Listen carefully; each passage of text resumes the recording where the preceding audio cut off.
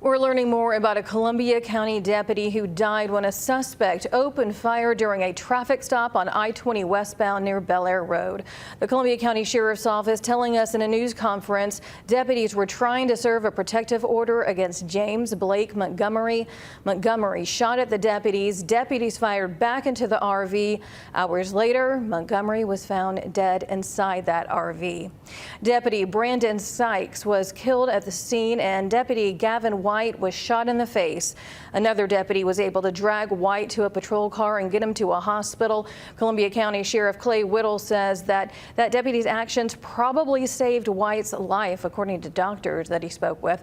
White is in current critical condition right now after undergoing surgery, but he does have use of his extremities, and the sheriff says that he is in good spirits.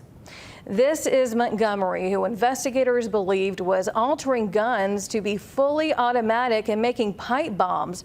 Authorities had I-20 closed in both directions near the Jimmy Dias Parkway, exit 194, until 2 a.m. Sunday morning. Taylor Martin is live near where that deadly shooting took place. And Taylor, what did the sheriff say yesterday in that news conference? Well, actually, a lot of information coming out of that news conference yesterday. Sheriff Clay Whittle says Montgomery was a part of an illegal steroid operation, but right now they're unsure of what his motives were. Now, when investigators found Montgomery's body in the RV hours later, they found explosives, possible pipe bombs, and possible drugs as well. They also found 4 propane containers underneath the RV. He says the incident is being investigated by the Regional Force Investigation Team, which includes Columbia, Burke, and Richmond counties, and Deputy Gavin White is in critical condition.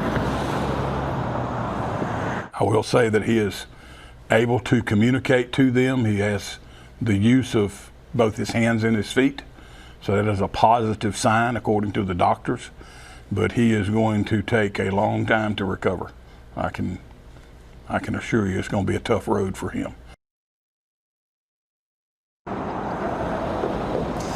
Now, he goes on to say that this is going to be a tough time for the sheriff's office and, of course, the families of those who are impacted, they're just asking for everyone's thoughts and prayers as they lay one deputy to rest and pray for another's recovery. Such a tragic incident, and so glad that there's good news for White, and the community coming together has just been immense and overwhelming. Thank you for that live report, Taylor. And as I mentioned, people near and far are sending their condolences to the sheriff's office and the entire county.